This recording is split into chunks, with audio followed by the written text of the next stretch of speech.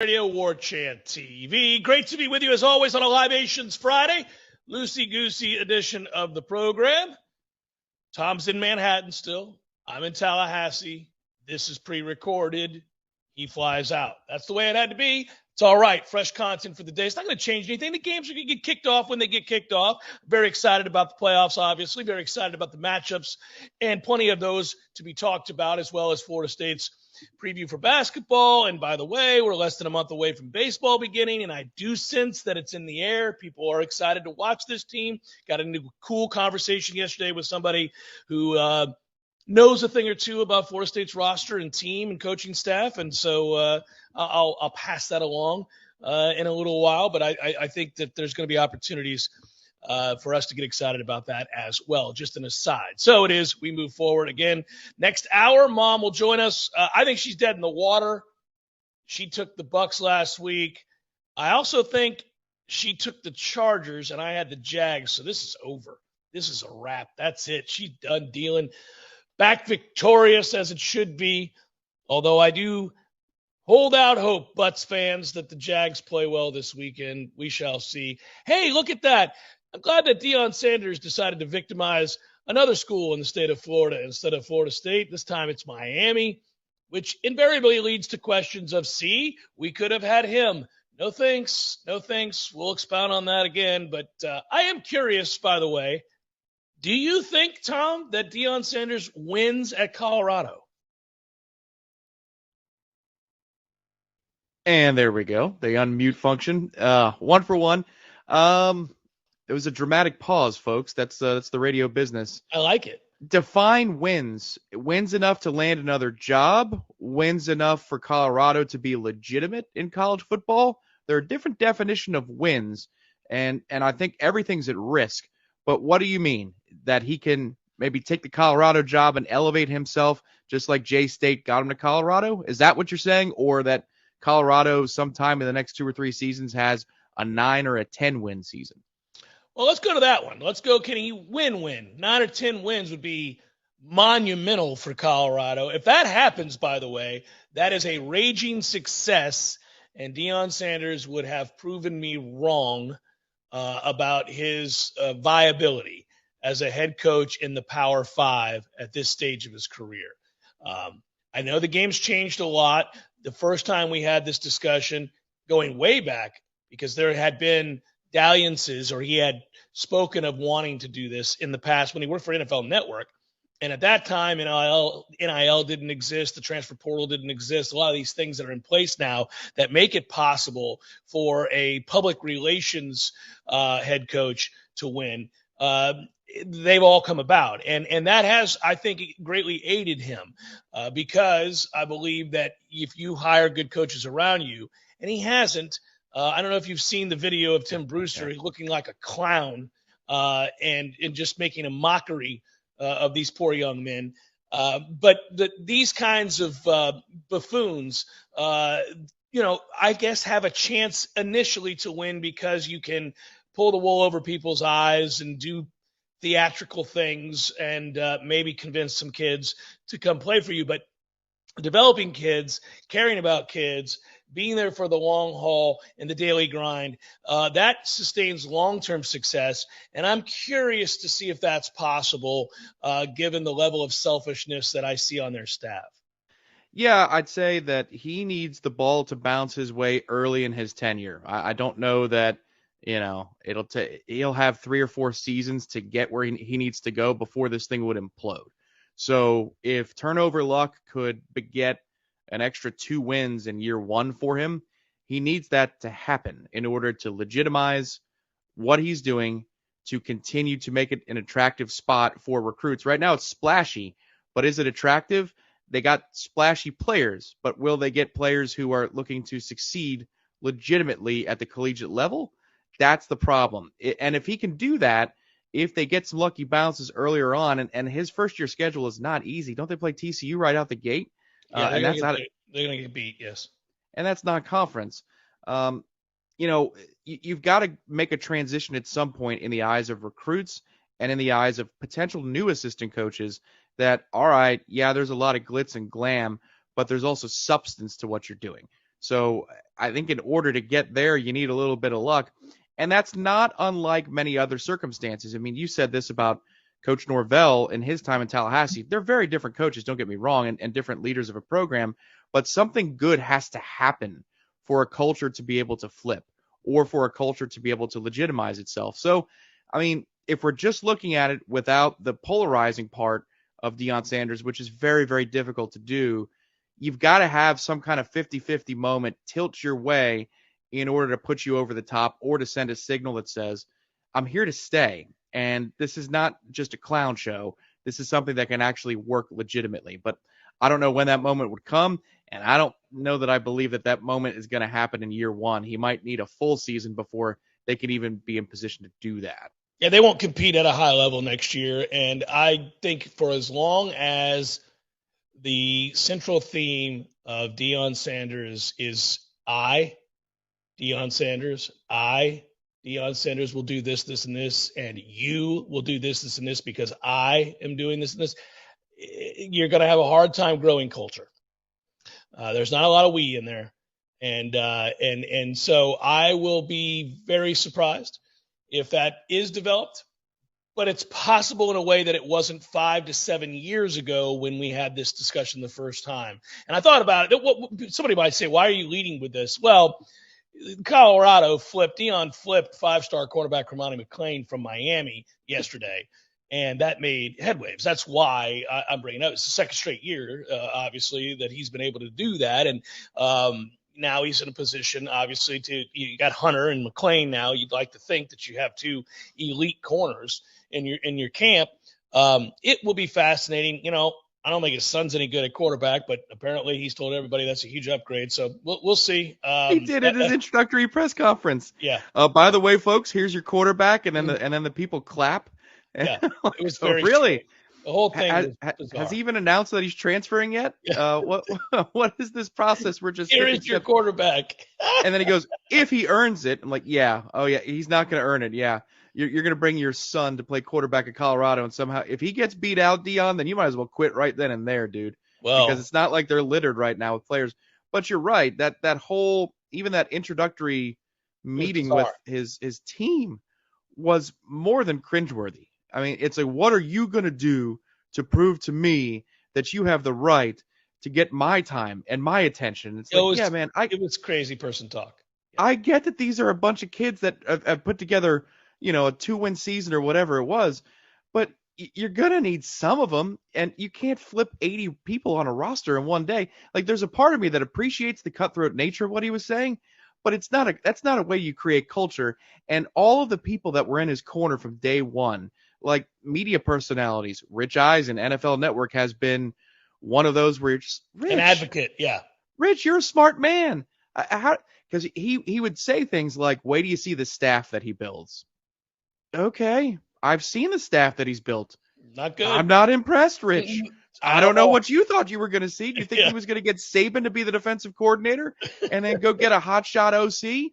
Like he's going to go get your guy over at USC, and it's the superstar staff underneath primetime. No, it's Tim Brewster, Charles Kelly, David Kelly, and is Willie on that staff too as an analyst? Like, no, man, this ain't going to work.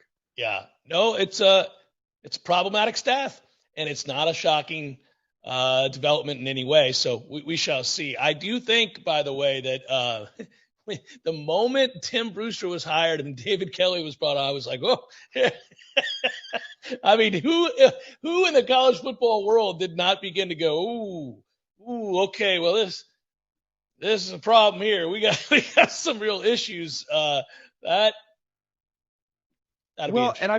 I forget what Brewster said towards the end, but it was, oh, hell comes with it. I'm like, oh my God. So you just stole one of Jimbo's things? You're like, I know that no idea is ever original, but when you get off that bus, hell comes with it. I'm like, man, it's like, okay, thanks for the retread from 2012 or 2013. Appreciate you, Tim. Good luck on the trail. Like, Tim Brewster is, in the old ways of college football, that setup man that has pitched for every team in your division for at least 2 years. And it's just, he's Antonio Alfonseca. He's insert your mid reliever name there. But the problem is we're not in that era of college football anymore. and he's old anyway. It's just, I don't know how you pitch that. Maybe you pitch it because you know that Colorado doesn't know the difference, and that fan base and that booster base doesn't know the difference. But I wouldn't be able with a straight face to say, here are your assistant coaches. By the way, so I think we both agree, despite this take, that it was worth a risk for Colorado to do it. I mean, they are so far removed from relevance that this is the only thing that gets people around the country, like we are right now, talking about Colorado. So in some ways, and I miss the days of Colorado being relevant. I want more teams in the party. It's strange how they went from mattering to just not mattering in any way, shape, or form. It was just an outpost that people thought, oh my God, because if you've ever been there, and I have, it's an awesome place. I mean, it seems strange to me that you wouldn't be able to get people to come there. It is beautiful. You're not asking people to come to, I don't know, I besmirch somebody, but like North Dakota. I mean, you're asking somebody to come to beautiful Colorado. It's beautiful. One of the interesting things it's kind of a socioeconomic comment from Dion in his opening presser, and I was like, wow, you're really going to do that to Jackson? He's like, the crime rate here is impeccable. I'm like, what are you doing, Dion? Why are you bringing up the crime rate? You're talking about why it's great to be a Colorado Buffalo. Like, Jesus, man, you're not running for mayor. I'm leaving that sorry old place. Boy, I'll tell you, being mayor of Jackson sucked. But being the mayor here is going to be the best. Look at this crime rate. It's going to be fantastic. Oh, like, I agree with you. Multiple things can be true. And I'm going to pay attention to the score of Colorado games. Yeah. If not, outright tune in to watch maybe a quarter of Colorado football just to see the car crash.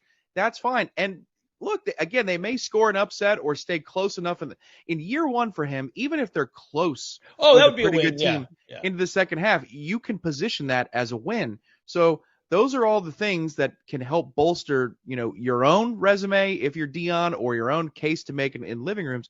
But if you're Colorado, this is an absolute no-brainer. Yes, 100% I agree with you for the same reasons that we thought USF should go after him.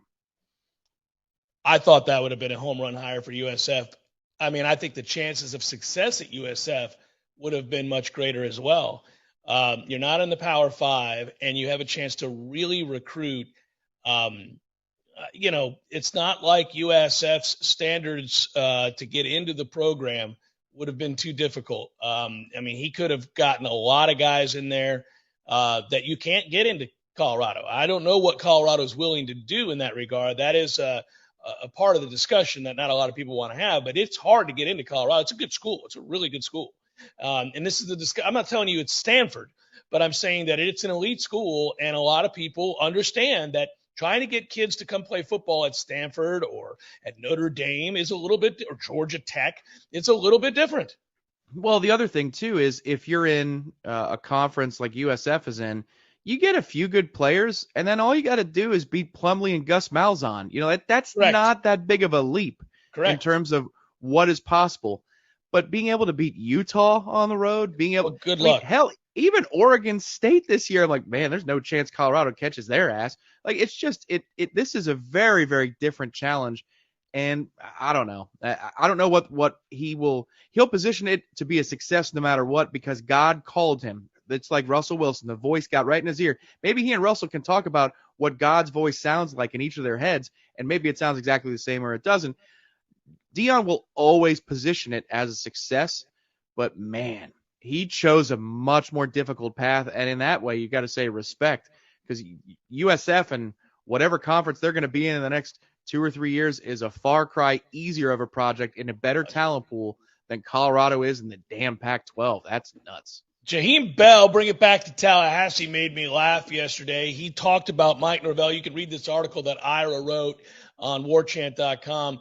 A lot of eyes will be on Jaheim Bell, obviously. Now Mike's got toys at a position that he values greatly. We've talked about how that's been sort of the bane of Florida State's offense. They haven't had a dynamic player at the position, and even the guys they did have at the position were fairly productive because of the usage and play design that Mike Norvell's offenses have. You're going to get 2 or 3 throws a game where that guy whoever is playing that role, that pseudo tight end H-back role, is going to be wide open.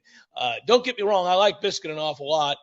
Cam McDonald was what he was, but they really haven't had any sort of athletic dynamicism, or if you will, in any way. And I think they have that now in Jaheim Bell, and we'll see if it is true of Morlock. But he cracked me up yesterday. He said, by the way, he didn't recognize Mike Norvell's number, didn't have the number. Quote, Coach Norvell was asking me why I wasn't answering the phone when he called. I told him I didn't know that was his phone number. Once I got on the phone with him, the conversation did go well. I got this picture in my head of Mike Norvell. Come on, man, pick up the damn phone. Well, and he wouldn't be quiet about it, Coach Norvell. He'd be screaming about it. Yeah. And what Jaheim was saying too was, he goes to compliance. He officially files the paperwork, and it's mandatory that compliance has to do as their name suggests, and file it. And then you're in the system. Your phone number appears. He said by the time that he walked from the compliance office to his car, he had about 15 missed calls. Like it just immediately. That's how crazy and instant. In a world where everything is instant gratification, sometimes things like this are still spooky to me. That you're in an office, you've got somebody. It almost looks like a rental car agency. Like they type in stuff. They're like, here's your printout. You're good to go. And then within a minute, your phone starts ringing with an area code from Auburn or Tallahassee or Knoxville or wherever. Just think about how nuts that is. And then once that call is done, here comes another one. Coaches are getting busy signals. They're getting voicemails. He said he turned it off for the drive home, and he had a ton of voicemails waiting on him and text messages. It's just unbelievable. If you're a good player in the portal, it's almost like you want to put your burner phone number on the form and not your personal phone number, because you'd have to throw that number away. Well, we've highlighted the things that have made Mike Norvell successful in the portal in the past, but it came up again. And I think it's worth pointing to at a time where you see a lot of movement in college football, players coming and going. Roster retention is a difficult thing. And you wonder the teams that are having success, why they're having success, and the ones that have struggled in the portal or struggled with their own roster retention, why that is. We get back to this conversation about Mike Norvell being a huge asset in the portal and creating the culture. Listen, everybody's going to look at collectives. Everybody's going to talk. We've spent this week largely talking about collectives, the do's and don'ts, the ones that are succeeding, the ones that are failing. Yes, money has a big part to do with all of this.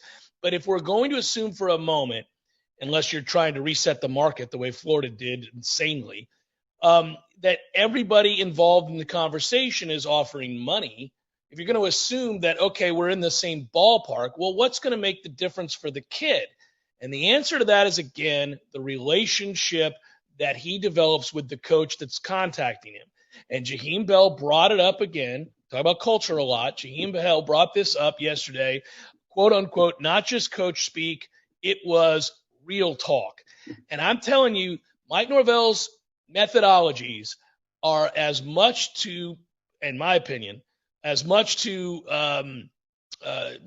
praise as the NIL and what we're seeing from Battles In, because those conversations every time get brought up by the kid that eventually says yes to Florida State. Every time. They all say the same thing. Well, when I talked to Coach Norvell, he didn't tell me what I wanted to hear. He told me what he expected. He told me what I would have to do if I came to Florida State. He told me about the culture they had there and what their expectations were. Yeah, he told me that I could get better and that I have a chance to be a good football player and a chance to start, but he didn't promise me anything. I love that, man. I can't get enough of it because they all bring it up.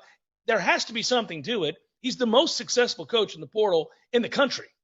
There has to be something beyond the check. It's got to be about those conversations. They were ahead of the game. They took a chance on a pitch, and it worked so well and resonated so well for them on two fronts. One, it was refreshing to the kids. Yep. And then two, it gave them a better class of player in terms of culture fits. And I remember you had a discussion with Adam Fuller. I was sitting at the table before one of the, I guess it was last fall camp. Yeah. Just talking about what is your approach on the portal? And they vet them very, very seriously. He was discussing some of the things that you're hearing from the players' side, which is they're not going to tell you something to make you feel comfortable. In a way, they want to test you to see how you handle being uncomfortable with the straight facts. And all the offensive line recruits that we've talked to, or transfers, I should say, have said the same thing, that Coach Atkins will tell them things that they do wrong and things that they're inefficient or deficient at that they need to get better about. Yeah, you could do all this stuff, but look, if you're going to go to the next level, if you're going to be in the rotation here, you've got to get physically stronger, or your technique has to clean up because it's garbage, like things like that. And kids love it because they want to get to a place where their skill set on tape is going to get them paid. And so you need that harsh criticism. We've all been there in life where a friend sometimes doesn't have what it takes to be mean to you. So you go to find that one person who is brutally honest, and it makes you better. And that's where Florida State has gone in their approach with the portal. It's been great. Casey Roddick was awesome yesterday talking about that too.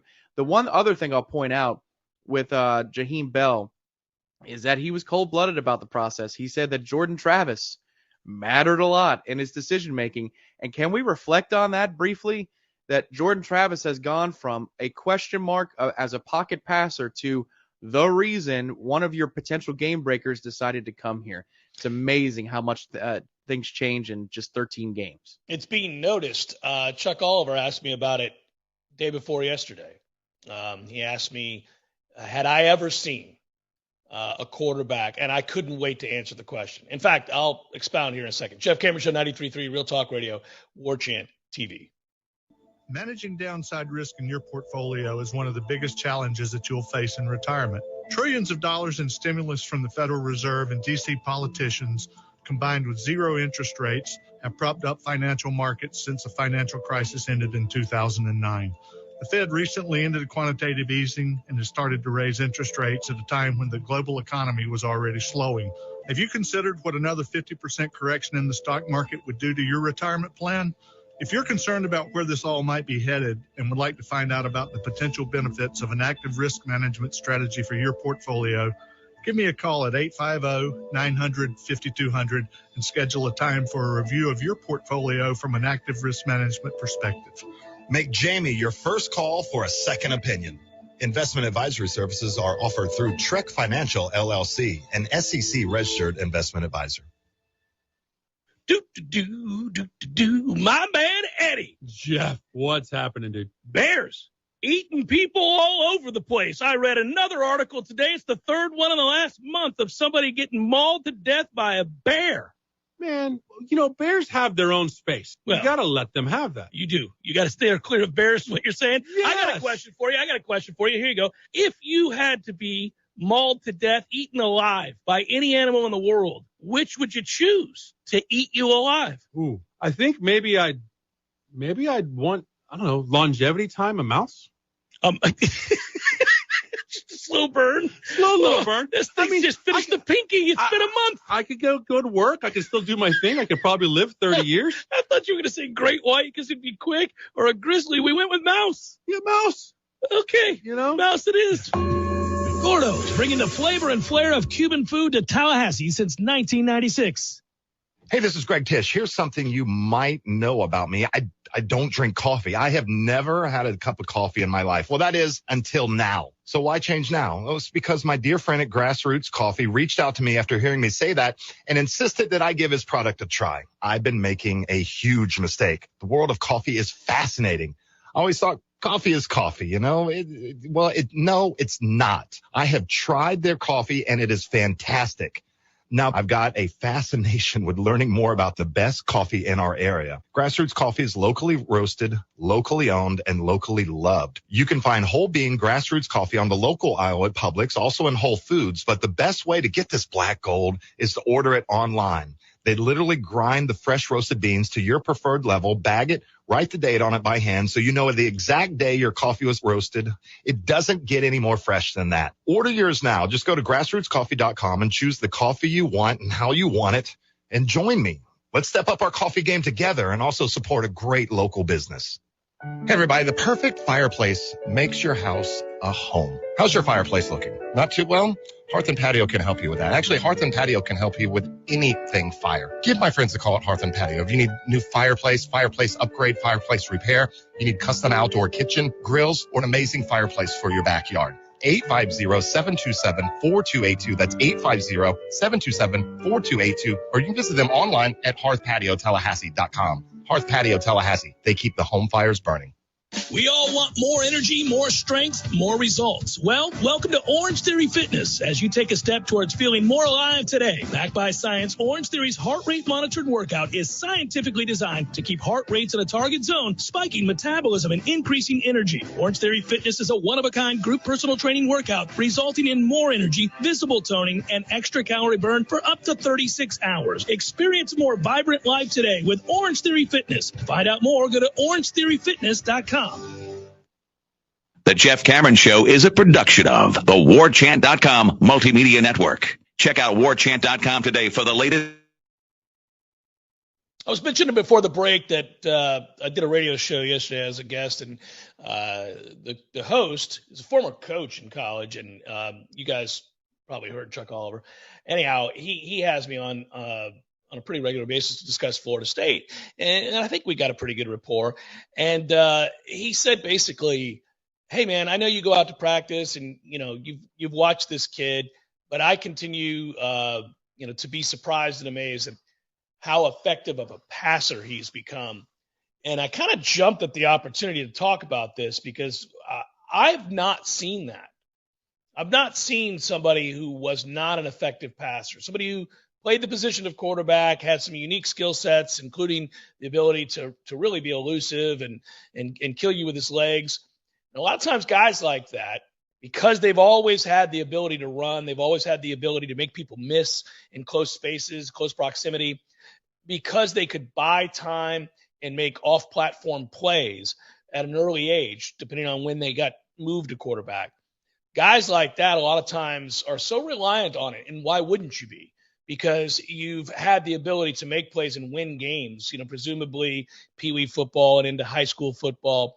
And if that's what got you victories, and if that's what was relied upon by your coaches, having that option of being just an elite athlete, it was rare that you would ever get put in a box and be told, you're not allowed to run. I'm going to watch you develop as a passer. You're going to pre-snap, you're going to anticipate, you're going to throw with technique and accuracy and good footwork, you're going to throw in rhythm, you're going to have a trust in your receivers, you're going to understand this offense backwards and forwards and be able to side adjust and do all of these things.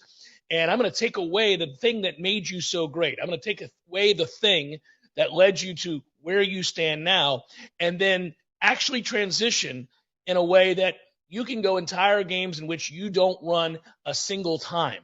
And Jordan Travis did that. And he didn't just do it, he did it successfully in a way that now we talk about the passing game, and that if we're playing a great defense, if there's a great pass rush, if you're not going to have success running traditionally, then maybe we're going to need to incorporate Jordan Travis's legs to open things up, as opposed to going into the game thinking, well, you've got a guy that if worse comes to worse, you can roll out and give him options to run, and he's going to make some people miss, and you're going to flip field position and give yourself a chance in this game against a stout defense. Like, we don't think of Jordan Travis as a runner. We think of Jordan Travis as a passer. And I didn't think that was possible. Again, it's a testament to him, but I think others have noticed to the point where you go into these games. Again, there were entire games last year Jordan Travis didn't run the ball.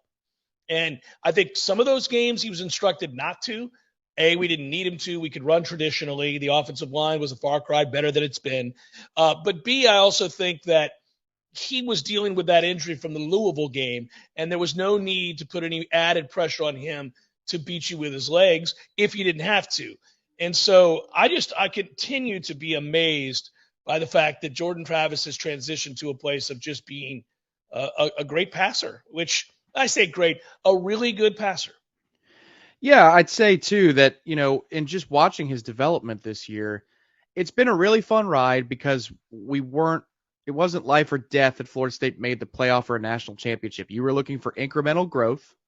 And so your expectation level in that situation was to see that he's better, that he wasn't necessarily elite, but that he was a better player. And so he was.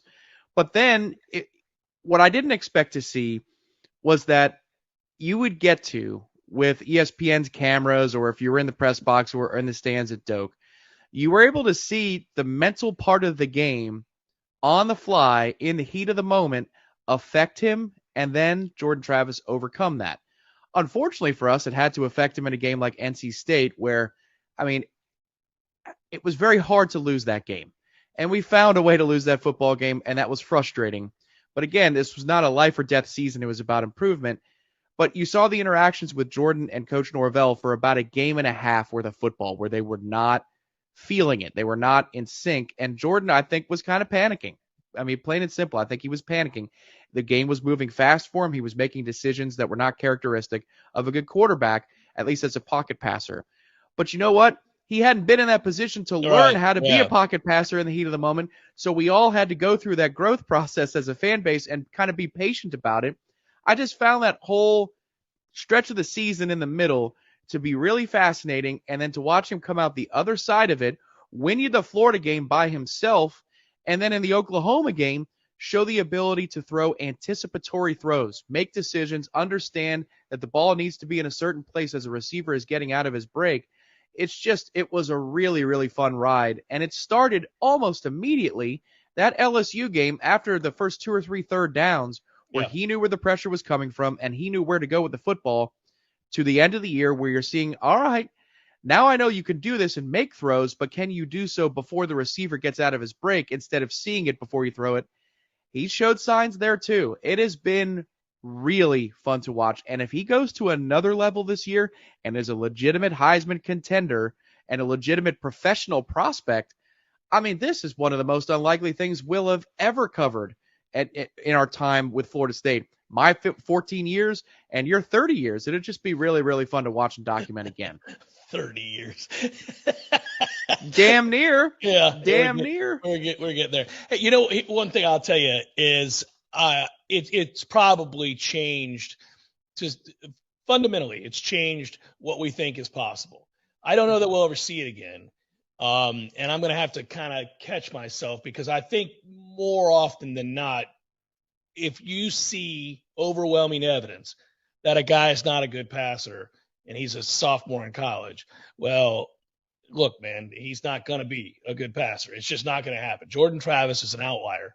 He is the exception, not the rule. It is remarkable. I don't think you're going to see too many of these moments ever again. So I am trying to appreciate it. I will say there's a lot of room for growth. Like, as good as he is as a college quarterback, and certainly the improvements that we're documenting and discussing now as a passer, there's still plenty of room. He can get much faster. He can be far less of a see it and throw it. And you did note that he made some anticipatory throws in the Oklahoma game. He did. And he had moments like that this year, but he can get a lot more consistent with that, because he's going to have to really graduate to being a big-time prospect for the NFL. He's always going to have the problem of being small for the NFL. He's always going to have the problem of being in the minds of what I would think NFL GMs are looking at. Too small, injury-prone. This isn't Lamar Jackson. He's not built that way. He's not built like Jalen Hurts. He's not built in ways that allow him to take some of that punishment. So I think people will always be worried about that. But they may be willing to look beyond those worries if he continues to get even better as a thrower. I mean, it's amazing. And I'm done doubting Jordan Travis. I've said this a bunch. I'm done saying he can't do it, because he's already done something I didn't think he could. He's already done something and then took it beyond that. And like, he transitioned from a pretty good passer to a guy that I could count on to win me a game throwing the football. It's really cool. And I'm rooting for it to continue, because it's one of the great stories. It happens to be our story. We cover Florida State. We love the Noles, but it's a story that I think if I were doing a show in New Orleans, if I were doing a show in Austin, Texas, if I were doing a show in Ann Arbor, Michigan, and I wanted to touch on college football, I would look at the best stories like we do here, the best stories in the game. TCU was one of the great stories in the game last year. It made zero sense that a team that lost their coach, was sub 500, came into the season, picked fifth in their own conference, which isn't a dominant conference to begin with, somehow ended up in the national championship game. That was an amazing, compelling story, and it was fun to talk about, just like it's fun to talk about the other great players in the game, Caleb Williams and others, Corum at running back for Michigan, like we do all the time. I would be bringing this up. I would be like, guys, do you realize that kid down in Tallahassee that when we watched Florida State, we thought, well, there's going to be a ceiling on what they can do because that guy isn't really a good passer. That's how you view kids like Jordan Travis coming into last season, is you say, oh, they can win some games, and he'll win some games single-handedly running the ball. And if their defense improves, who knows, they could win the conference. But you always cut them off and put together a ceiling or a limit to what they could do because they could not win in the passing game when defenses took his running ability away. But he has, and he can, and he did repeatedly. And I know that is a story, by the way. We became friends with the guys that cover LSU, and we'll talk to them again going into next year's game.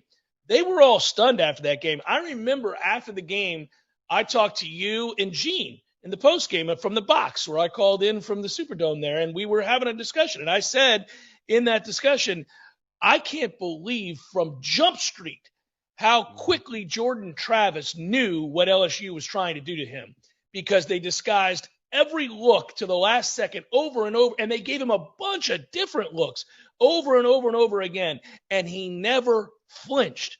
That was the story of that game. It wasn't the block extra point. It wasn't that Mike Norvell and crew tried to blow that game. It wasn't even the fumble down on the goal line and tossed pitch and all that. It was that Jordan Travis was unflappable against that defense, which has some real dudes and a variety of looks. He never flinched. That was the story of that game to me, and it really was something that ended up portending of what was to come. Yeah, to the point where, let's forget about that final 5 minutes or so for a second. You're up 2 scores late, and you feel like you should have been up 4 scores. Yeah, he could have been dominating. Because of how well he played. And look, this is the fun part about this, too. We discuss it more than we ever have. Either the mental health aspect of conditioning and coaching. This goes back 10 years to social media discussions. But then also something that we've talked about, as long as sports has been going on, which is confidence. And something you like to bring up a lot. But this is a cautionary tale for that reason. You can develop through confidence into something that you haven't been before or that you haven't shown before. Jordan Travis was a broken human being. That's the way he described himself in terms of wanting to leave the sport that he loved, the sport that he loved to play. He wanted to quit.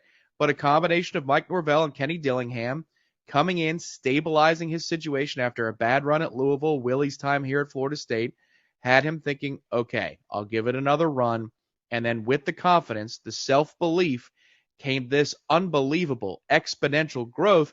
And the other thing is, beyond how awesome it is for the young man, how great it's been to document, and maybe what's to come, for the coaching staff, when you get the moniker of a developer of a quarterback, that is unbelievably useful, either in the recruiting ranks or the transfer portal. And what Coach Norvell and Alex Atkins to a degree, and Tony Tokar certainly to a degree, have done to help Jordan Travis come along from where he was to where he's ever going to finish is so valuable, because next year the rest of the country is going to pay a lot more attention to it, which means that 17-year-old quarterbacks who are really good are going to pay attention to that. It increases our stock, our standing in the recruiting community and in the transfer portal to continue to get better players. In short, Jordan Travis is opening the gate for us as an institution that develops quarterbacks, and that's never a bad thing, man. That's a hell of a feather to have in your cap to go along with some of that Memphis tape in order to make your pitch for a game-changing type player. ESPN Plus yesterday published an article. I don't know if everybody has seen it because it was ESPN Plus and they dubbed that exclusive content. And Florida State is being mentioned alongside Georgia, Ohio State, Michigan, to name a few. Alabama sandwiched in there as well. I'll tell you what it was in a moment. Jeff Cameron Show, 93.3 Real Talk Radio, Warchant TV. Hey, no fans, our partner ISF Inc. is a national management and IT consulting firm located right here in Tallahassee, Florida, solving the future for state governments through strategy, process, and technology. As a trusted advisor for state governments, ISF knows the importance of defining a clear and detailed strategy. Our friends at ISF can help your organization create a strategy that sets you on a path to success. ISF, your vision plus our expertise brings your brilliant ideas to life. Visit ISF.com to learn more. ISF, solving the future. My man, Eddie. Jeff, what's happening, dude? Bears eating people all over the place. I read another article today. It's the third one in the last month of somebody getting mauled to death by a bear. Man, bears have their own space. Well, you got to let them have that. You do. You got to stay clear of bears, is what you're saying? Yes. I got a question for you. Here you go. If you had to be mauled to death, eaten alive by any animal in the world, which would you choose to eat you alive? Ooh, I think maybe I'd want, I don't know, longevity time, a mouse. Just a slow burn. Slow burn. This thing just finished the pinky. It's been a month. I could go to work. I could still do my thing. I could probably live 30 years. I thought you were going to say great white because it'd be quick, or a grizzly. We went with mouse. Yeah, mouse. Okay. Mouse it is. Gordo's bringing the flavor and flair of Cuban food to Tallahassee since 1996. Hey, Greg Tish here along with Matty Rowe. And you can listen to us Monday through Friday, 6 a.m. to 9 a.m. on Real Talk 93.3. Matt, we give away a couple things each week. Just a few. We've got the Florida Farm Bureau Insurance Wheel of Food. We have Give Me a Second, where we play a second of a song, and you guess that song. And we also play FLA or Nay. We have a lot of fun Monday through Friday, 6 a.m. to 9 a.m. on The Greg Tish Show. Think that's enough? We can talk about our feelings. No, that's a lot. The Greg Tish Show, Monday through Friday, 6 to 9 a.m., only on Real Talk 93.3. Welcome back to the Jeff Cameron Show, sponsored by Legendary Home Loans, a mortgage experience designed around speed, simplicity. Libations Friday rolling on. Jeff Cameron Show. Hope you are well. 93.3 Real Talk Radio, Warchant TV. I mentioned before the break that Florida State, in an article on ESPN Plus, was grouped together with the creme de la creme of college football over the last few years, certainly last season. And I've grown to expect that these days. I think that the expectations may end up being probably above and beyond what's reasonable, but it is a national expectation as opposed to a local expectation. Georgia was on this list. Ohio State was on this list. Michigan was on this list, and they were in that order of discussion, 1, 2, 3. Fourth on that list, ahead of Alabama and ahead of Penn State and ahead of USC, was Florida State. Just beyond that grouping was LSU, whom obviously Florida State's going to play in the first game, Oregon, and followed by Tennessee. So pretty lofty company that you're keeping for this particular piece. And the piece was entitled College Football Transfer Grades for Way Too Early Top 25 Teams. And they went through and talked about the biggest departures for each of the teams and the best newcomers. And they documented Georgia's, obviously, they talked about Georgia has the best tight end in the country in Brock Bowers, but they also had 3 tight ends transfer out. I can imagine so, but they talked about what did they do to offset that and the people they brought in, so on and so forth. I won't bore you with breakdown of 2-time back-to-back national champion Georgia Bulldogs. Nobody's feeling sorry. They did the same for Ohio State and Michigan. What they said about Florida State in regards to the biggest departure was running back Trayshawn Ward, finished second on the team with 628 yards and 7 touchdowns. I would agree with that. I mean, Trayshawn not only brought an explosiveness to the run game and a different gear kind of to the run game than Trey Benson brings, different skill set anyhow. Malik McClain was mentioned in this article as well, having gone to Penn State. And, could very well be that he has a huge year for Penn State.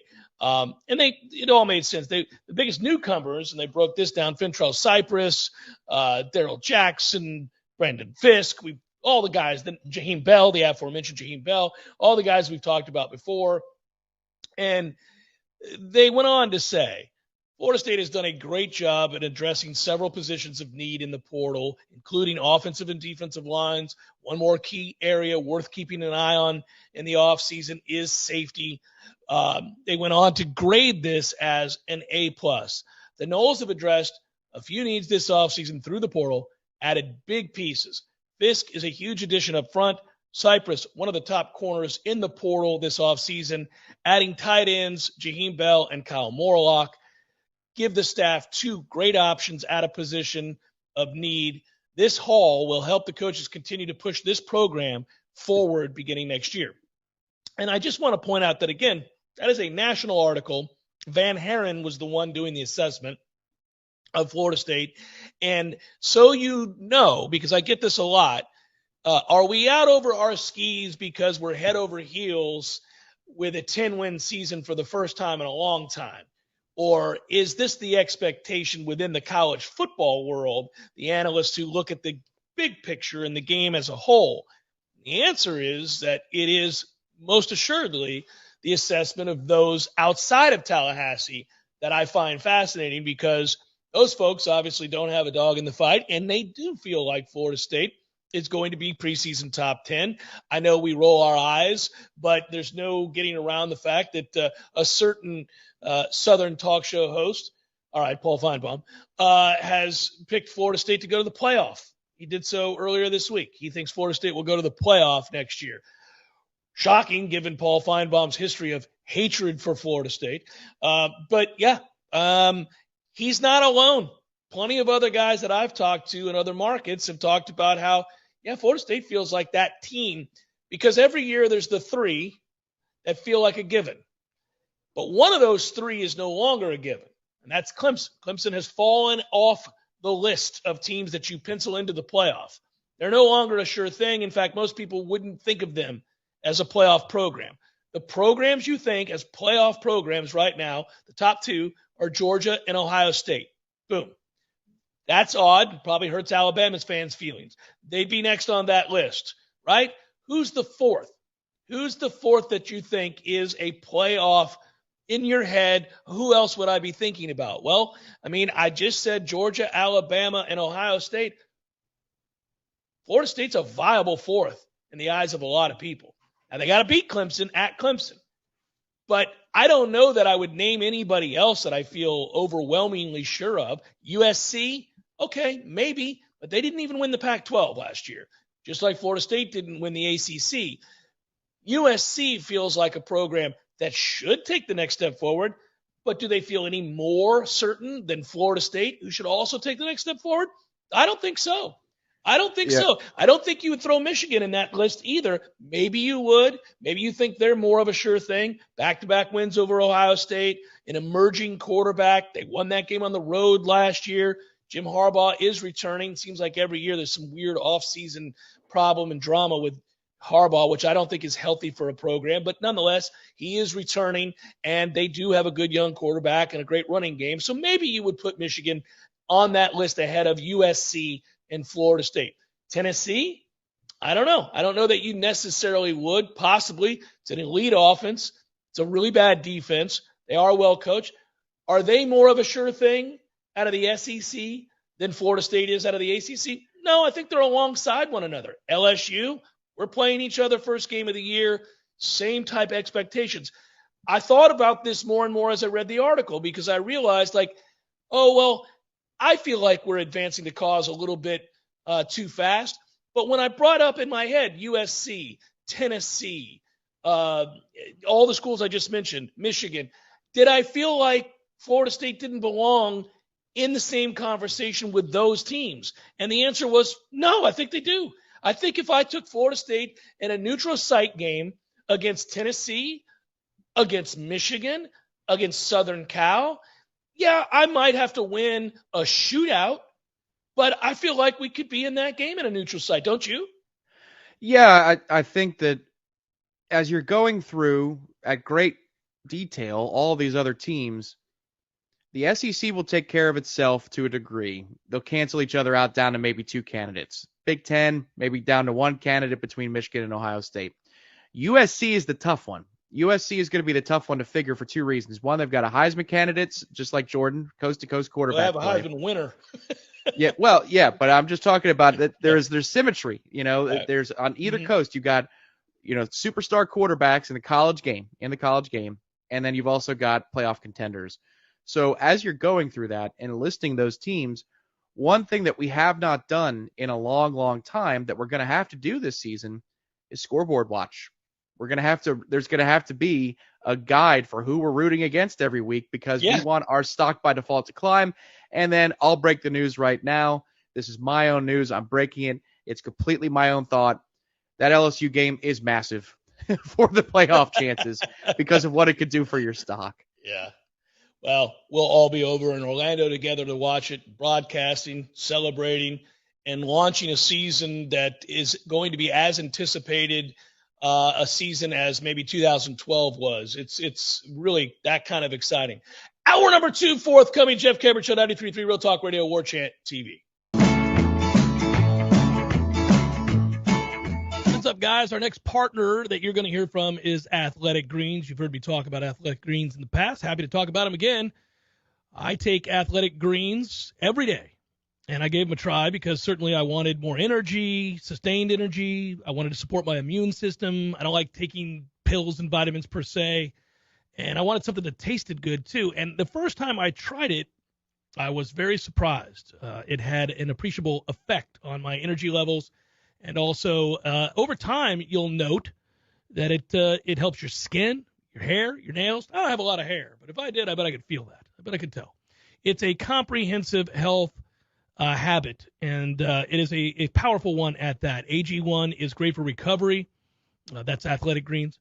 And I take mine basically when I wake up every morning. I don't have to worry about it because you get all the nutrients that you want. It's the best way to ensure that you're going to get all of your vitamins. It's a carbon-neutral business, by the way, if that's important to you. It is to a lot of people, and that's good to know as well. I would also note that it is a comprehensive solution to what you need from a supplement routine. Athletic Greens is giving you a free 1-year supply of vitamin D and 5 free travel packs right now with your first purchase. Go to athleticgreens.com/JCS. Helps me out, guys, if you use that. Not financially, but it lets them know that you heard this ad on my show. And I do take it, and I am vouching for them because I enjoy their product. It's athleticgreens.com/JCS. Check it out. I think you'll note the difference in your life with a simple drink each and every morning to start your day. athleticgreens.com/JCS. Pest, or the structure of your biggest investment, from termites to people who may be here today and gone tomorrow. Trust Paul's Termite and Pest Control, a company that has serviced thousands of our neighbors right here for over 50 years. Being local really does matter in our industry because local problems require local solutions. Paul's Termite and Pest Control are the Big Bend's local experts for the elimination of termites or any other pest, and a greener lawn too. Call Paul's. We'll get them all. Hi, everybody. It's Ed Dean, Florida's #1 statewide radio talk show, now in Tallahassee afternoon drive from 5 to 6 p.m. right here on Real Talk 93.3 FM. Yes, highly entertaining, fast-paced, never boring. We always give you the story behind the story when you catch the Ed Dean radio show. And we are ready to go. Tallahassee daily, 5 to 6 p.m. It's the Ed Dean radio show on Real Talk 93.3 FM. WVFT. There's fun to be had every night at the Corner Pocket. Take home prizes on Trivia Tuesdays and Beer Bingo Thursdays. And kickstart your weekend with Martini Fridays. Plus happy hour runs every weekday and game day specials every time the Noles take the field. Watch all the best games at the Corner Pocket's Vegas wall, featuring 560 inches of flat screen TV heaven. Oh, really? The best food, the best drinks, and the best place to watch all the games. Tallahassee loves the Corner Pocket. Coming up next, more of the Jeff Cameron Show, live and local on Real Talk 93.3 WVFT, Gretna, Tallahassee. The latest betting odds and live movements from Vegas. This is your action update.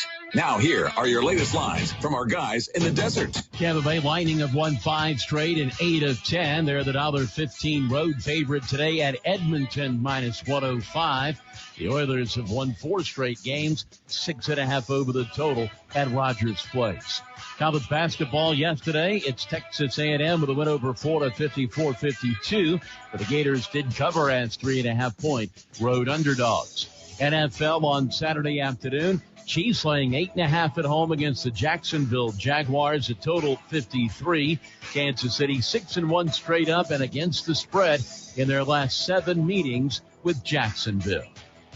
Sign up now for your free VSiN subscription at vsin.com/subscribe. For more sports betting news and information, go to vsin.com. Mike Sennett, Real Talk 93.3. If you like burritos, which you do because everyone does, you should try Taco Bell's Chipotle Ranch and Salsa Verde grilled chicken burritos. These masterpieces start with a warm flour tortilla that we stuff with grilled chicken. But the real stars here are the bold sauces, Chipotle Ranch or Salsa Verde. In fact, the chicken is the stage upon which these sauces shine. Like this mic is a stage for me to spotlight my theatrical range. 2 chicken burritos, 2 bold flavors, $2 each. Order on the Taco Bell app.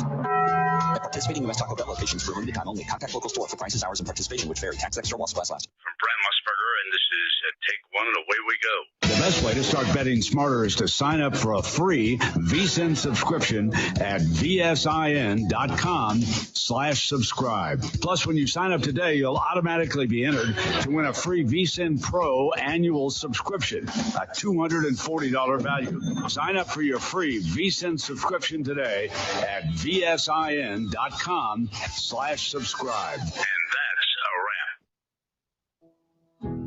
We understand how important it is to have transportation you can rely on. So no matter what the road ahead brings, we'll be there, offering you and your family the support that's made Farm Bureau Insurance a trusted name for over 70 years. You deserve more. You deserve a promise. I'm Andy Cohen with Florida Farm Bureau Insurance. Please call me at 850-671-FARM.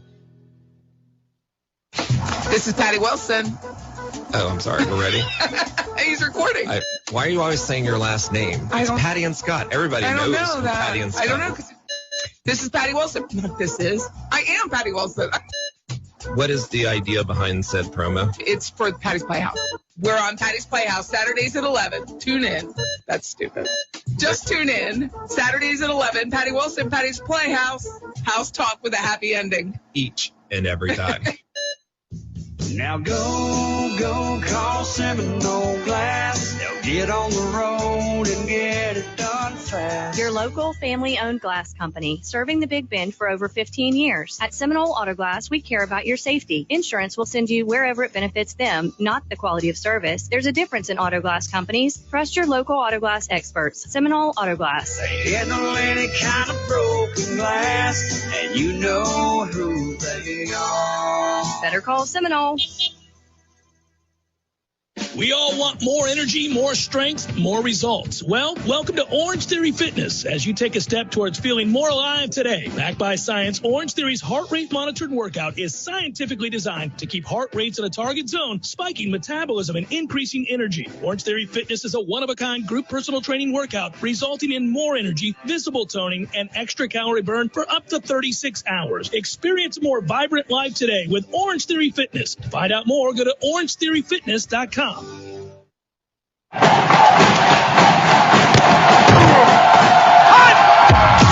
Broadcasting live from Florida's capital city, this is the Jeff Cameron Show, brought to you by Orange Theory Fitness on Real. Hour number 2, Libations Friday, rolling on. Jeff Cameron Show, 93.3 Real Talk Radio, Warchant TV. As noted in Hour 1, I'll note in Hour 2, pre-record today happened just a couple hours before the show began.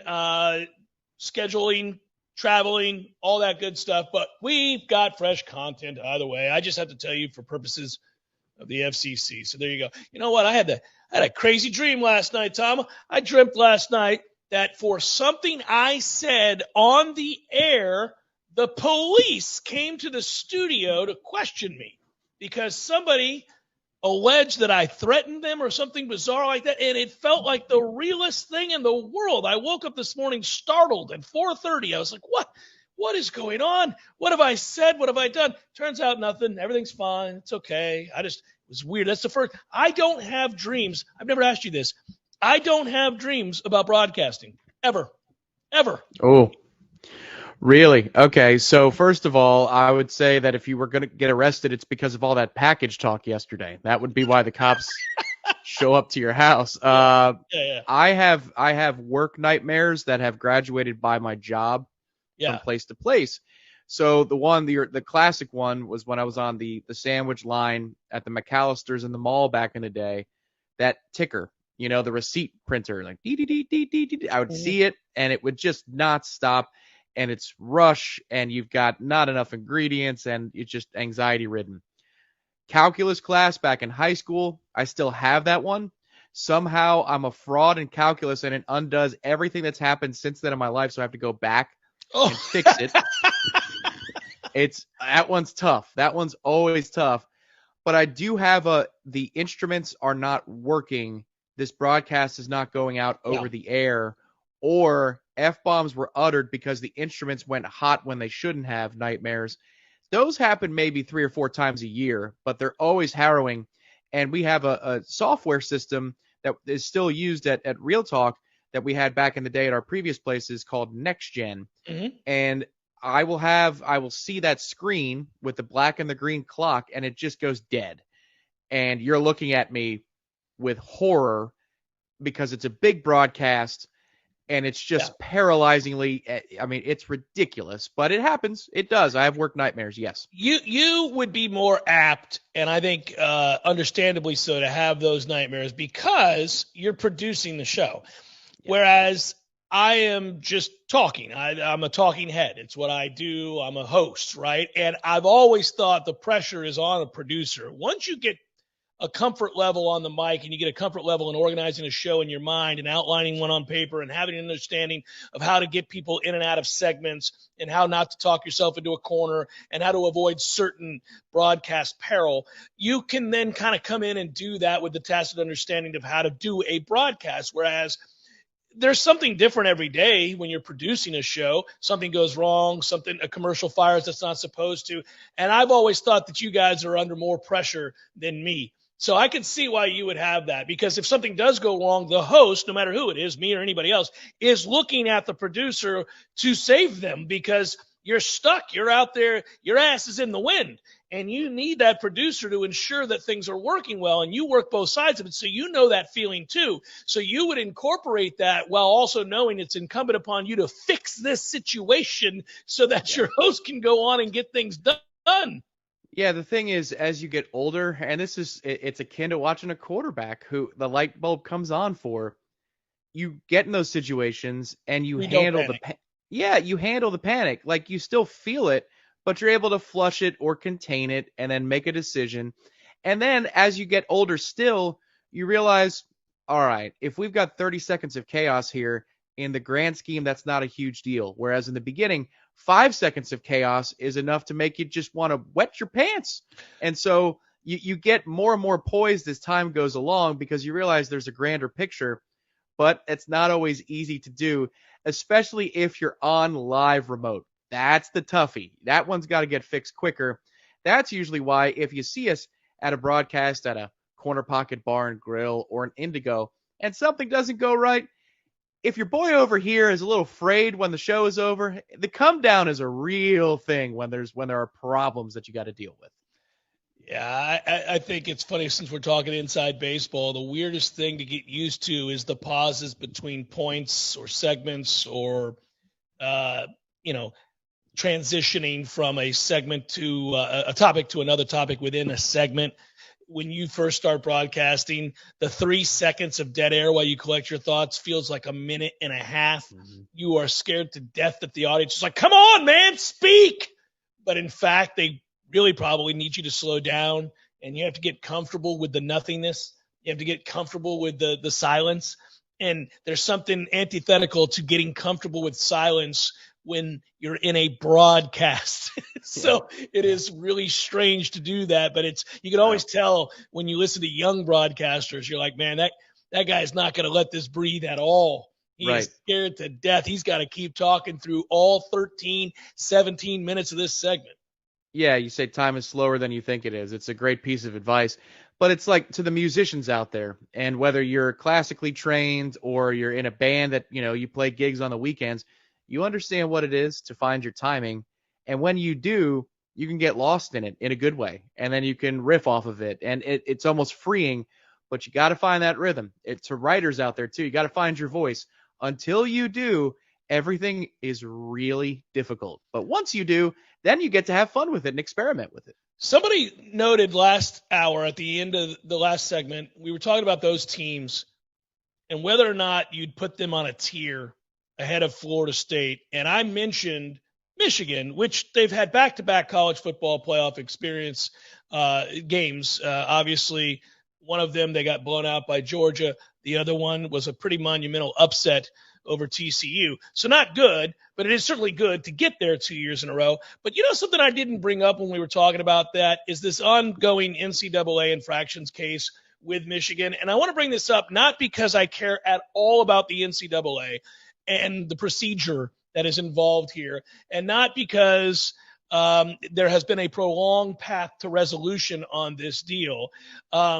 But because Jim Harbaugh makes it impossible for things to go smoothly no matter where he works, whether it's Stanford or with the 49ers or now with Michigan. I mentioned the offseason dalliance every year, and he had it again this year with the NFL. But he has had refusal in these meetings, multiple meetings with the NCAA this week, to acknowledge that he'd lied to the NCAA investigators during the course of this investigation.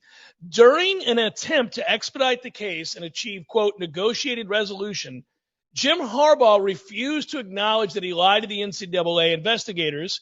He has maintained that he doesn't remember. That's the argument he's going with. He doesn't remember the incident in question. So Yahoo Sports reported about these two meetings, and that Harbaugh had lied likely would have led to him, had he just admitted that he lied, to a multi-game suspension. He faces now NCAA violation level 1. The initial investigation into Michigan included 4 level 2 recruiting violations, far less significant, slap on the wrist, we move along. But because Harbaugh's pride would not allow him to look the investigators in the face and tell them he lied when they questioned him about these violations, he basically walked out of the room. They have elevated this to a level 1. And so why do I bring any of this up? A, it's funny that my man's just like, no, I'm not going to tell you that I lied. We have you dead to rights that you lied. There's overwhelming evidence. The players told us this happened. You did have, in essence, illegal contact with recruits during a time that you couldn't. We know you did this. They're telling us you did this. We've got assistant coaches saying that it happened, and you're telling us you don't remember doing it. That's a lie. We need you to admit this so we can move forward and have a resolution. He says he won't do that. Imagine being his athletic director. Imagine being in that situation where they want to move on. The NCAA kind of knows they're powerless to some degree. They know that it's not that big a deal what he did. They just want you to admit that you did it. They're confronting you with the evidence that they have you dead to rights, that you did this. And you're a horse's ass because your pride won't let you admit that you lied, because he's another one of these guys like Jimbo who will tell you that their honor is more important than anything. Their reputation is more important than anything. And yet, no matter where they are on a weekly, monthly, yearly basis, they do something to besmirch and impugn their own integrity, the very thing they'll fight you for, despite evidence suggesting that they did do the things they're accused of or lied about the things they said they didn't do. It's remarkable. I would hate that guy. And it appears everybody eventually grows to hate Jim Harbaugh. He must be the worst. So at some point, that has got to have an effect on the program, right? Yeah, and again, I was saying at the end of last hour, you're rooting, you have a rooting guide now with all of these other teams. So anytime there's dysfunction, anytime there's an upset, anytime there's an ugly win that has no excuse, these are all good things for Florida State, as perception is going to be somewhat of a deciding factor to get you into the top 4. Like if we were in that 12-team playoff, then I'd feel really good about us being in the playoff before the season even kicks off. But we're not. It's the last year of the 14 playoff. So anytime that if he gets suspended for multiple games and that causes inefficiencies, it's great news for us. It's nice to feel this way again, because the only thing that we've been doing and focusing on outside of Florida State is if our rivals are failing, and you take some joy in that. Right. But now you're looking at the grand scope of college football and the contenders, and you're saying, what will weaken their chances in the 2023 season? It looks like Harbaugh is inventing a way to weaken Michigan's chances in the 2023 season. And look, man, that guy is equal parts DB, and I'm not talking defensive back, and weird. That's who he is. He slept in the bedrooms of recruits. Remember that 5-6 years ago? Yeah, that was very strange. Yes. He slept overnights in the rooms of 17 and 18-year-olds that he was recruiting. Their bedrooms on the floor. I forgot about that. I mean, it didn't raise to the level of Michael Jackson at Neverland, but it certainly is odd to have sleepovers as an adult. Son, we've talked so much. I feel like we've grown closer together. I really, really think you're going to be something in our offense. You know what? We'll hit on it tomorrow. We'll talk more tomorrow. Let's get some shut-eye. What do you say? Coach, Coach, what are you doing? No, it's fine. I've slept on a lot of floors in my lifetime. It's no big deal. Let's flip off the lights. Lights out, young man. Let's go. 6 a.m. We'll be talking. I do need a blanket. Can I get a blanket? You guys got an extra blanket around here that I could would it shock you that Jim Harbaugh had an alarm, like an old alarm clock that he brought with him? And then as it goes off, he's already up, so he's staring and hovering over the bed at the recruit and saying, all right, young man, there's no snoozing in Ann Arbor. You got to get up. Just what a strange guy. And then also in the Orange Bowl in 16, when he used the 2 timeouts, when we know that the clock is going to run out, I'm like, okay. Yeah, he's all right. That's who the hell you are. I got you, man. Understood, loud and clear. Petty, and really absurdly an ass. I do think it's also awesome that their co-offensive coordinator, Matt Weiss, on leave amid a police investigation into a report of computer access crimes at the team's football facility. Obviously, I would suggest his future with the program is in doubt, but I love it. I want to know what that is. What was he doing? What are you doing on the computer there, Matt? So computer access fraud? It is called into computer access crimes. Okay.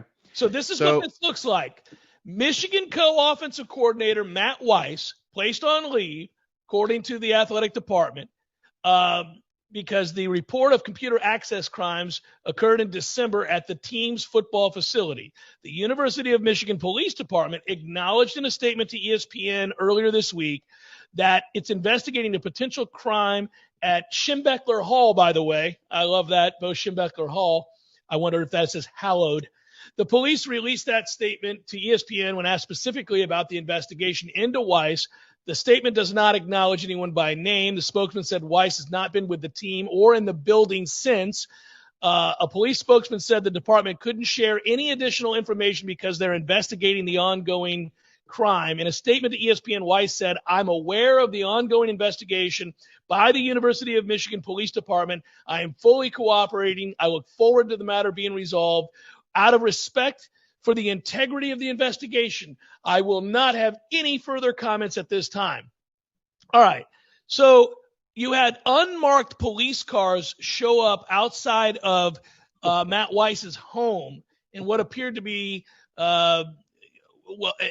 basically they went into his house to get his computer stuff there too. Now, I don't know what any of this is, and I guess from the University Police online daily crime log on January 5th, they received a report of fraudulent activity involving someone accessing university emails and accounts without authorization. What's he doing? I don't know. So when you said it initially, my first thought was, well, if we had a Jared from Subway issue here, they'd just come out and say that that's what that is. If they had a Cardinals-Astros issue with espionage, and trying to learn trade secrets from other college football programs, somebody would have leaked it from the other side. Like Ohio State, for example, would say, they would call up their favorite reporter and say, that's what the hell that's about. Yeah. He was trying to crack into our film and our database and whatever.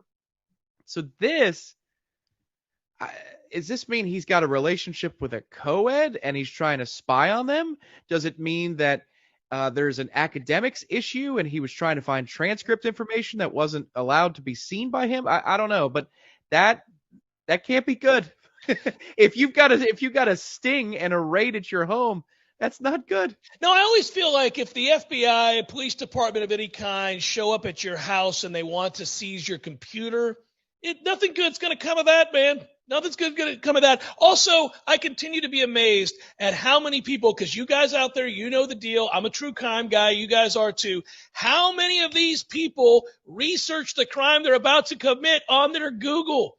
They do it all the time. They're all like, how to hide a body. They do it it just happened. It just happened recently. The guy that killed his wife, how to dispose of a body. Can someone be charged with a crime or murder if their body is found? This guy's just Googling this before killing his wife. He's like, dude, you know they have access to these things. They can check your computer just because you hit, oh, no, I'm going to do this on ghost mode. I'm going to do No, man, it's all there. Dumbasses. It's awesome. Man, I'll tell you, without going into great detail, some of the stuff that I've done behind, as a servant of the community in jury duty, you learn like investigations these days. I know you can find it by watching murder documentaries, right? And on forensics and the capabilities. Love it. Not just forensics, but tracking of location. The technology that investigative units use these days to track your location is so precise. It's nuts. And then on top of it, if you're going to do that, and then also Google how to melt a body. Did the Breaking Bad trick work in the bathtub? Is that a real thing? I mean, like, good Christmas. I'm glad people are stupid. Otherwise, we'd have a lot more unsolved mysteries out there. Well, if you walk around, if you own a cell phone, you don't have privacy. Everybody can find out exactly where you are at all times. We've had this discussion before, but I always laugh at this. Like, unless I'm code breaking or something, I mean, I'm not trying to find out where everybody is, but we have it. When my kids got cell phones, I was like, look, man, here's the deal. You can have a cell phone, but I'm going to track where you are. You have to turn that on. I have to be able to find out where you are at all times. And then my wife goes, we should put that on our phones. And I go, no, we shouldn't. We're not.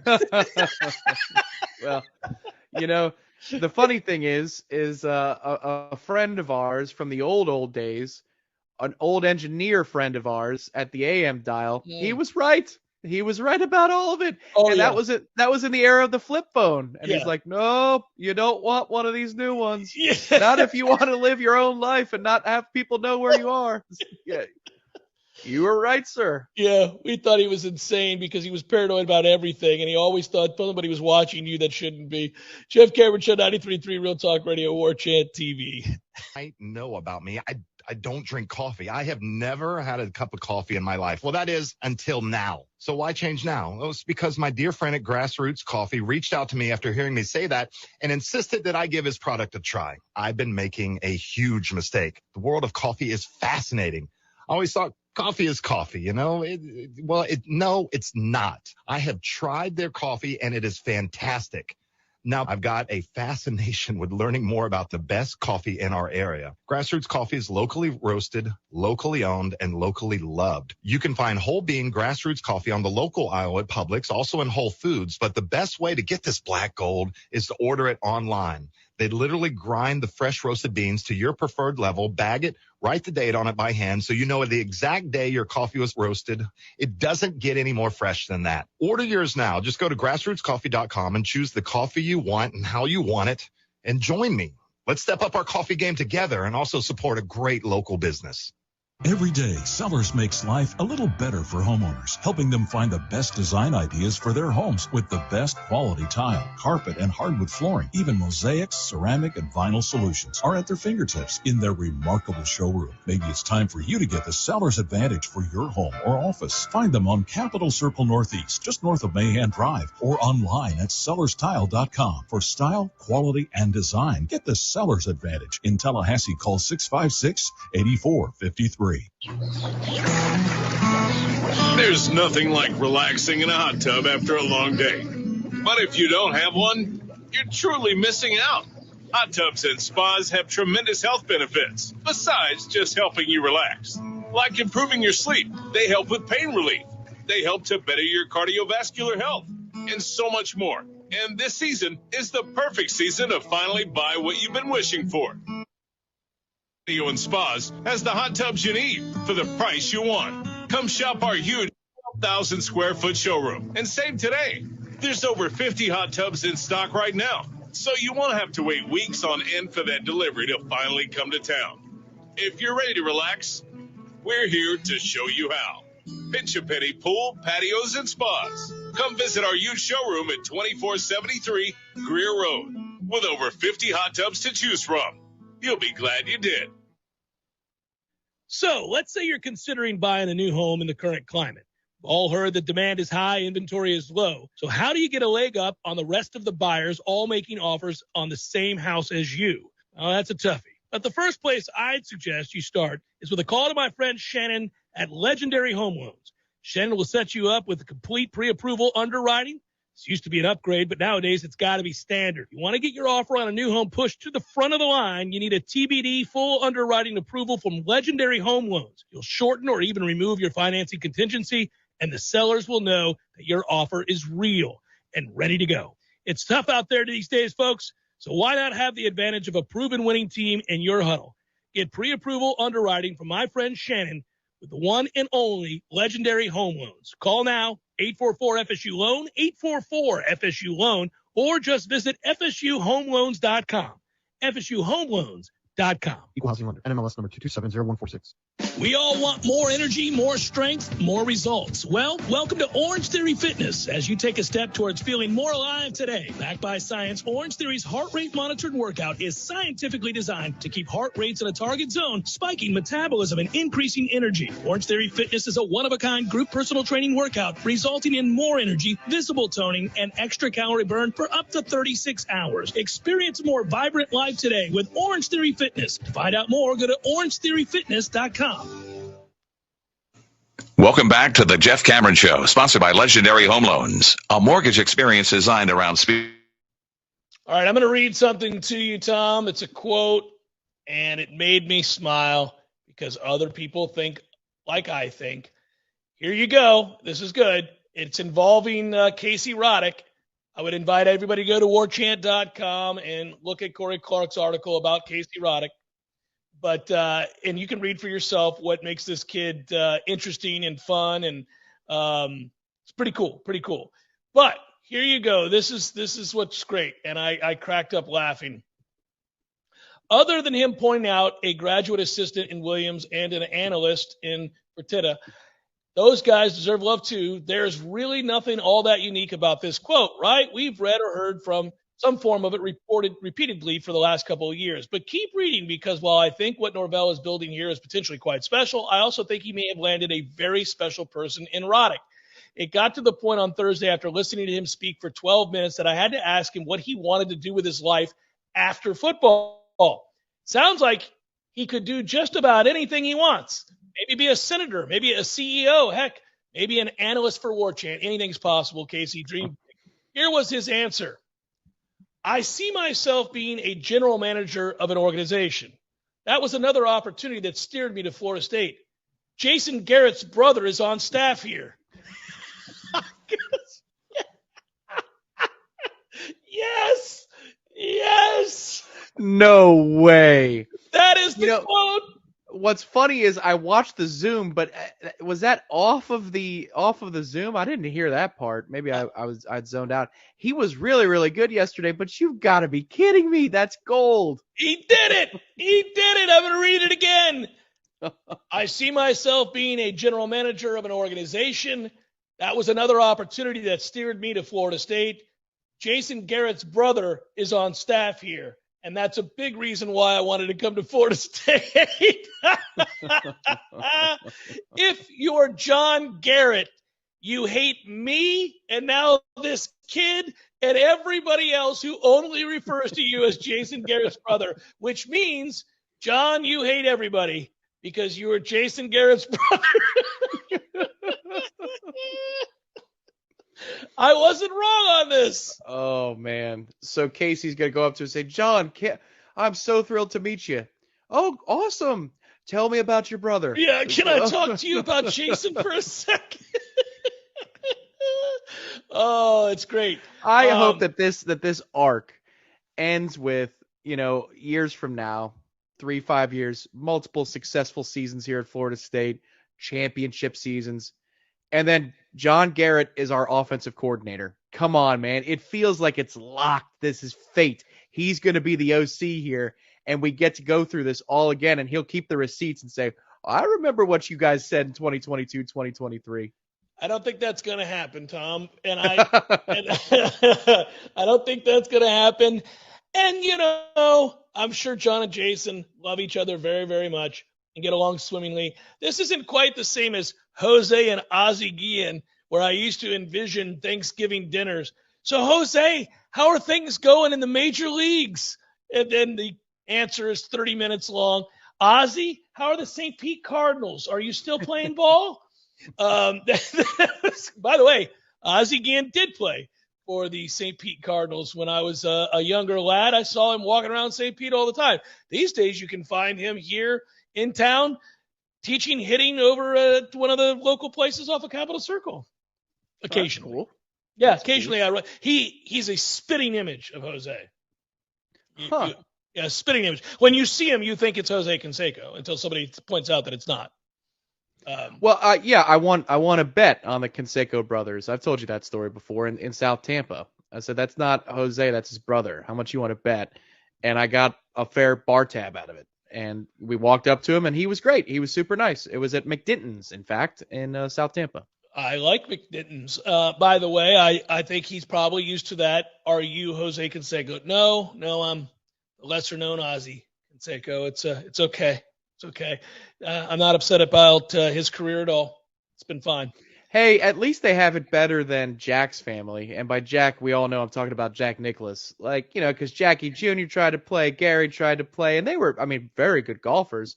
But anytime they sat down at the Thanksgiving table, hey, I finished 10th again. And Jack's probably like, yeah, you did. Great. That's wonderful. You know how many times I finished in the top 10? Because that's who Jack is. Jack will tell you all his records. How many top 10s I had by the time I was 24? More than you have times 10. Anyway, So, pass the butter. Thank you. as somebody who has interviewed his family members and sons in particular, I will tell you, though, in fairness to Jack, that they have nothing but great things to say about the way he handled his success with them. And I think the best thing anybody could ever say about Jack, and I found this out through Trey doing interviews with Jack and his kids, is that he was truly a guy who never wanted to play more than 2 weeks in a row because he wanted to be home to see his kids. Yep. And he would call them after every round. And he, on Sundays, I think I told you the story where he won the U.S. Open by a stroke and had to birdie the last 2 holes and called home because he was going to be late flying back to talk to his son before he went to bed. And he never mentioned that he had just won. So I gotta give him a little bit of credit for that, right? That's a big deal. Yes, he strived to find the balance. Like Rory picked his brain about that as Rory was searching for the work-life balance of being a tour player and a superstar who everybody wants something from. So yes, there is a positive to it, but Jack will never allow a moment to pass without talking about, in some passive or very direct fashion, his accolades. Have you ever shared the story about the parking space before as it relates to Jack? You don't have to, but this was when you got to meet him in person and there was something about a parking space. I've always found that to be freaking hilarious. Yeah, no, I'm not going to share it, but I Oh. Jack. Hey, listen, I got to tell you, I will just say this really quickly. I did get to meet him more than once, and I met him at Augusta, obviously, in one of the cabins, which is still the coolest thing that this job has ever afforded me the opportunity to do. That and be on the field with you before the Rose Bowl, on the field, walking on the field, even though we lost to Oregon. That was the coolest thing ever, with the San Gabriel Mountains behind us, just walking around there on the Rose Bowl field going, holy Jesus, I'm standing on the Rose Bowl field. This is incredible. You and I also got to cover the Stanley Cup Finals. So those are all high water marks for me. But I would say that Jack may very well be, Tom, and we've both been around some pretty famous guys because of the job. Jack may be the only guy I've been around, like where I had an opportunity to speak to the person, not just see them, where I got nervous. You feel every bit of that man's legacy. Mm-hmm, mm-hmm. Like, and he's a tiny little dude now. Like these days, he's shrunk. He used to be strapping and all that. For a golfer, they used to say, you get around Jack now, he's tiny. He's a little old man. And yet you're in awe when you stand next to him. I was almost speechless. Think about that, how much I talk. And I was nearly speechless. I was kind of like, ooh, this feels different. I think that would be the case. And this is kind of an interesting topic. I think that would be the case if either one of us got a direct in-the-room interview with Tiger Woods. Oh, yeah. Are you talking about like a one-on-one? Oh, yeah. God. Yeah, wouldn't you be nervous? What are you going to say to him? Hey, Tiger, look, I do this great impression of you. Do you want to hear it? No. So Tiger would make me nervous. And I also get a sense that Mike wouldn't make it easy on you, Jordan. I'd be able to handle that one much better, because as a Knicks fan, as a kid, screw that guy. So I'd be snarky right back to him. And of course it wouldn't play because he's Michael Jordan and I'm me, but I would handle that so much better. With Tiger, because of the second chapter, the most recent chapter of his life and his career, I never was a huge Tiger. He did. He was not he was unbelievable. Like, don't get me wrong, but I never really cared for the way that he would lack the respect for the golf course at times and stuff like that, where I'm like, dude, you're the best in the world. You don't have to drag your putter across a green. Like, let's right. You don't have to be Sergio. You're better than Sergio. Don't be Sergio, Tiger. But then in this second iteration, he's just so damn lovable, even flawed. He's still flawed, in a big way. I was going to say bigly. Can you believe that? Please don't ever do that. I never. Yeah. Never. But that's the thing, is that last Masters, I mean, that's the stuff that makes you want to weep as you're watching it happen. You're like, he's going to do it. He's going to do it. And that's such a cliched thing to say, but that's what I was with my wife. We were watching. He's going to do this. Yeah. And then the ball is coming down the hill on 16. You're like, oh my God, that might go in. Yeah. He might jar it. Like, oh, I would be a wreck if I tried to interview Tiger. It's still one of my favorite moments in the history of sport, is that Masters. That is still. I saw a hilarious meme the other day, and it was so perfectly suited. It applied to me and probably men of my age, and you. You're an old soul and a golfer. It's a woman going, "What do men want?" And then underneath it, for Tiger Woods to win another major. Yes. Yeah. If he's coming down on Sunday, it's Amen Corner, he gets through it, birdie's 13, and he's within a shot. You're like, oh my, I'm going to puke. I'm going to puke. One of the worst moments in the Rocky franchise, and you can choose a bunch of them, is in 3, I want to say it is, or no, it's 4. She gets up, and he's about to beat Drago. You're going to do it! And I'm like, sit down and shut up. Yeah. But you know what? I'm Adrian. When Tiger is on 16, like, you're going to do it. We all are Adrian if he's in the mix with 3 holes to play. Like, to the point where we're doing the thing with our hands over our mouths. Like, come on. Okay. So before that major was won, he was in contention and in the lead on a Sunday at the British. Yes. I was in London. And so we're walking. We find a casino. God bless London. Yeah. I find there's one on every corner, Tom. It's the Carlsberg's Lounge. How European is that? So I find the Carlsberg's Lounge. We sit down to watch the Sunday of the Open. Had no idea. He was in contention. We sit down. He's in the lead. I about fell out of my chair when the leaderboard went up. Yeah. Like, oh my God, he's winning? You've got to be kidding me. He might do it one more time, too. He might do it one more time. Nobody's ever going to doubt him. I don't know. I mean, he doesn't have a working leg. He is missing one of the legs. Yep. So doesn't matter. He won a U.S. Open without a working leg, and he played 19 holes on a Monday to do it. Oh, my goodness gracious. We got to go and get our picks in. Me and Mom do. So I'll segue to that next. Jeff Cameron Show, 93.3 Real Talk Radio, Warchant TV. See Nice Tire and Auto Service at 4792 Bluntstown Highway today.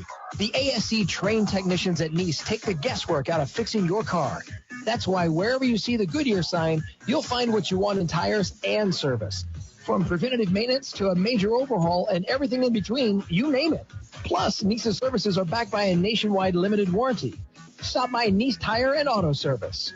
4792 Bluntstown Highway, just west of Capitol Circle. My man Eddie. Jeff, what's happening, dude? Bears eating people all over the place. I read another article today. It's the third one in the last month of somebody getting mauled to death by a bear. Man, bears have their own space. You got to let them have that. You do. You got to stay clear of bears, is what you're saying? Yes. I got a question for you. Here you go. If you had to be mauled to death, eaten alive by any animal in the world, which would you choose to eat you alive? Ooh, I think maybe I'd want, I don't know, longevity time, a mouse. Just a slow burn. Slow burn. This thing just finished the pinky. It's been a month. I could go to work. I could still do my thing. I could probably live 30 years. I thought you were going to say great white because it'd be quick, or a grizzly. We went with mouse. Yeah, mouse. Okay. Mouse it is. Gordo's, bringing the flavor and flair of Cuban food to Tallahassee since 1996. Hey, Matt. Yes, Greg. You know all the different ways that you can listen to Real Talk 93.3? There are several. So we've got realtalk93.com. You can go back and listen to all of our shows in the podcast section. That's right. You can also listen on our app as well. Search Real Talk 93.3 and look for the red microphone and download our app. Never go anywhere without us. And, of course, you can always listen right on the radio. Well, they are listening. Are they? If they're hearing this commercial, then they're listening. That's true. I hadn't thought about that. The Greg Tish Show, Monday through Friday, 6 to 9 a.m., only on Real Talk 93.3. The Jeff Cameron Show is a production of the Warchant.com Multimedia Network. Check out Warchant.com today for the latest news inside Florida State athletics. That's Warchant. It is Libations Friday, and that, of course, means it's time for Picks segment with Mom. If you would, Tom, cue it up, and let's get these picks going. And now for another edition of the Family Pick. Nick. Go to your room! Ma, the meatloaf! Take it away, Jeffrey. And then away we go. The number is 6. Mom last week selected the Tampa Bay Buccaneers at home. I had no faith in the home team and took the Dallas Cowboys. And unfortunately, I was right. And that may be the end of the day for you, Mama. Welcome in. Love you. Good to see you as always. Thank you. I know. I really did think we had a opportunity. And like we spoke about, if the beginning of the game had not gone the way it did, we may have at least been in the game. I mean, it was hard to watch. Well, I actually didn't watch it after the third quarter. I did. I go back and forth. I was watching something else because I was like, this is obviously not going to end well. But anyway, I still love the Bucs, but we've got to make some upgrades in some situations. And now that we've fired the whole offensive staff, maybe that will happen. Yeah, we'll see who Bowles brings in. Leftwich is ousted along with others, and that's fine. That's a good thing. And now we move on. And you don't have to be nervous anymore, Mom. You just watch these games and enjoy yourself. I know. That's one of the bright spots about not continuing on. I can just enjoy them and have my cocktails and my food. All right. Whenever I'm watching them, I'm so nervous I can't do anything. 4:30 on NBC, we have the Jaguars on the road against the juggernaut Kansas City Chiefs. As much as you may want to, you're not taking the Jags, are you? I'm not, and I do want to take them. Though in the remaining teams, I'm really either rooting for them or Buffalo. Those are my two that I would really like to see move on. But anyway, I don't think it's impossible, but I'm taking Kansas City. It'd be hard not to take Kansas City. This will be interesting. Let's see who you go with. We've got the Giants at the Eagles. That is the 8:15 game tomorrow on Fox. I'll tell you what, I am taking the Giants. I think the Giants are hot right now. I really do. And I'm not sure about Jalen Hurts and if I think he's going to play. Well, he's playing for sure, yeah. Yeah, but we don't know, how good he's going to play and if he would re-injure his shoulder or whatever. But I really think the Giants are, sometime how when a team just gets on a roll and I tell you what, they really looked really good last week. I'd like to believe that's true, Mom, but the reason the Giants looked so good last week is that the Minnesota Vikings have a defense comprised of children. They couldn't stop anybody. That's their problem all season long. If they didn't score a bunch, they lost. So I think the Eagles defense is a different animal. I hope you're right. It was cool to see Danny Dimes out there playing the way that he did, and it's a good story. But I'm going to go ahead and take the Eagles. But you're right to take the Giants because you got to try to gain some ground here and make this I got to gain some ground. So that's right. But anyway, I think that is a good possibility. So I'm taking the Giants. All right, here's the game of the day. Should be a good one. Sunday at 3 o'clock, we've got the Bengals at the Bills. I know it. I think this is going to just be really something. I am taking Buffalo, though. I am. But I really think this is a coin flip. I'm taking Buffalo as well. I hope Josh Allen plays better than he did last week. I didn't think Josh Allen looked good last week. Well, they're rolling along 17-0. The game is over, and then he throws that stupid pick, and then later he has the strip sack fumble. And he tried to personally give the Dolphins an opportunity to win a game they had no business winning. Buffalo ended up outgaining Miami by over 200 yards. It was silly. But you turn the ball over, teams can be in it. So it will be fascinating. I will say about that game, I don't know that Cincinnati looked any better. What in the world were they doing hanging around with Baltimore's sorry ass? Yeah, I know. Baltimore doesn't even have a quarterback, and Lord knows their defense, kept them in it. But no, I know they didn't. But I just feel like I've been upset about Buffalo since last year with that whole overtime thing and all of that. I really want them to get to the Super Bowl. If we're not going to get there, I want them to get there. Final one, a classic matchup has been for 40 years, and that is the Cowboys at the 49ers. Should be a fun football game. I think this has a chance to be one of the most compelling of the bunch. I know it. I'm taking San Fran at home. Dallas did look really good against us, but that was against us. So I don't know, this whole Purdy thing, that's quite the story, but I like San Francisco, so I'm picking them. I'm taking them as well. So you only have a chance to gain one game on me this week, Mama, unfortunately. So you've got the Giants to pull the upset over the Eagles, and if you get it, you'll be within 5. I know. Oh, well, it's still fun. It's still fun to pick them. I love you very much. Have a great weekend. Thank you. I love you too. Y'all have a great weekend. Bye-bye. Bye-bye. Bye-bye to Mom. And we have the picks again. It is me up 6, Mom taking the Giants. This is a wrap, guys. She should have gone Oppo on every one of them.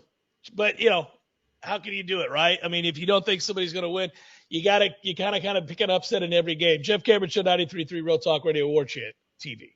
Hey, fans, our partner ISF Inc. is a national management and IT consulting firm located right here in Tallahassee, Florida, solving the future for state governments through strategy, process, and technology. As a trusted advisor for state governments, ISF knows the importance of defining a clear and detailed strategy. Our friends at ISF can help your organization create a strategy that sets you on a path to success. ISF. Your vision plus our expertise brings your brilliant ideas to life. Visit ISF.com to learn more. ISF, solving the future. My man, Eddie. Jeff, what's happening, dude? Bears. eating people all over the place. I read another article today. It's the third one in the last month of somebody getting mauled to death by a bear. Man, bears have their own space. You got to let them have that. You do. You got to stay clear of bears is what you're saying? Yes. I got a question for you. Here you go. If you had to be mauled to death, eaten alive by any animal in the world, which would you choose to eat you alive? Ooh, I think maybe I'd want, I don't know, longevity time, a mouse. Just a slow burn. Slow burn. This thing just finished the pinky. It's been a month. I could go to work. I could still do my thing. I could probably live 30 years. I thought you were going to say great white because it'd be quick, or a grizzly. We went with mouse. Yeah, mouse. Okay. Mouse it is. Gordo's bringing the flavor and flair of Cuban food to Tallahassee since 1996. Hey, Greg Tish here along with Matty Rowe. And you can listen to us Monday through Friday, 6 a.m. to 9 a.m. on Real Talk 93.3. Matt, we give away a couple things each week. Just a few. We got the Florida Farm Bureau Insurance Wheel of Food. We have Give Me a Second, where we play a second of a song, and you guess that song. And we also play FLA or Nay. We have a lot of fun Monday through Friday, 6 a.m. to 9 a.m. on The Greg Tish Show. Think that's enough? We can talk about our feelings. That's a lot. The Greg Tish Show, Monday through Friday, 6 to 9 a.m., only on Real Talk 93.3. Welcome back to the Jeff Cameron Show, sponsored by Legendary Home Loans, a mortgage experience designed around speed, simplicity.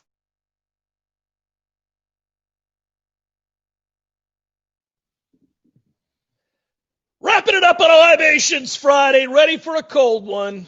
Woo! There's no rule. I could, in theory, just pop one here right now. Tom could too, from the prison up there in New York. He could do it. You look. Wait a minute. Yeah, no, better setting today. Yeah, well, I'm actually, so as you know, and anybody who's traveled to Manhattan, even when they say that a hotel has a suite, it's, a lot smaller than your standard suite in, say, Orlando or any other place in the world. So I'm cramped. We've got a 2-bedroom in here, which I like on the road because the beds are never, they're always weird. No, I'm with you. I got this ottoman propped up on the bed, and it has my computer on it, and I'm using pillows, and I'm sure you could see it, there you go, to prop up my back in such a way that it's not going to lock up on me before we go walking 5 and 6 miles today. This is like just getting creative, just like these triangles behind me. You just got to get a little creative, and the setup is much better, though, because you're correct. It does not look like I'm either giving a deposition or in visiting hours. Yeah. Yeah. No, today looks a lot better. Today looks like you're comfy. Looks like it. I know it's not real cold in New York right now, but if it were, it looks like that could be a place where you could just cozy on up and watch a little TV. Not that you'd want to while you're in New York City, but I'm just saying. Oh, yeah. The place I'm going tonight for the next couple of nights is along the beach. So you're going to have that extra damp cold with the breeze. So no bueno. But how about a nice mahogany-laden, dark Irish pub to retire to? That's so where you we're going. are speaking to a man who has a strange affinity for mahogany, pubs, Irish, Guinness, darkness, all of it. I love it. I love it. I love it. I love it. I love it. I love it. And I am so happy for you and envious all at the same time because I can't think of anywhere I'd rather be than at that bar with you tonight, buddy. That would be. Well, except for you could be at that bar with me tomorrow to watch the Giants and the Eagles. Come on. It's because they've got a sports bend to them. They even have, it's such an Irish place, they have hurling. Like people show up early on the weekends to watch hurling. So when I was in Ireland, I saw hurling and thought I would fall in love with this sport if I lived here. I mean, it's incredible. It incorporates all the goodness. It's basically soccer, hockey, rugby, football. It's all of it. It's just a lot of ass kicking, a lot of hand-eye coordination, a lot of speed, hitting, space. It's all the things we love. I was very impressed with it. In the summer, I was there. This is a place that we frequent. If we come up here, we always make it over to this particular bar. But there were like 3 dudes. One was from Ireland. The other 2 were like first generation off the boat, and they are locked the hell in. They love their counties, and it's just they go to war. The amount of sports packages that are available is stunning to me. This place has them all, but it gives me hope that if I really wanted to, and I've resolved that I really want to learn about Aussie rules football and watch it and enjoy it, I'm sure I could find a pay-per-view package to make sure that we get all the games, and we could pick a team together. Maybe we could draft teams. My brother lived in Australia for 3 years. He would go to the hometown teams games every week. He talked about the tailgates. He talked about the people. He talked about the matchups. I got to where I had a pretty good understanding of it. I've forgotten some of it, but I love it too. I've said for years on the show that I love Australian rules football. By the way, this is Tub Talk. This is the kind of thing that's happening in the tub right now. It's bubbling away, and we're talking about Australian rules football thanks to our friends at Pinch a Penny. And go get you a tub, everybody. One tub. That's all I need you to do. Go get you one tub. I did not take this photo because this is clearly from years and years ago. But here you go. Just a little window into what it looks like here tonight. There it is. Oh, They've got yeah. no sniveling. That's their one rule. Oh, really? That's so good. I love it. I want to be right there. Yeah, those things call me. Come on in. Come on in, Jeff. You'll never leave. I'm like, oh, but alas, it's true. I know my weakness. If you get into the CIA or the FBI or any sort of undercover agency, they test you. That's how they get me. They're like, oh, we know what to do with this guy. Let's let him walk past a really nice Irish pub and see if he can resist stopping in. Yeah, something like that. And this is, a very, it's where my family, look at me. This is where my family comes from.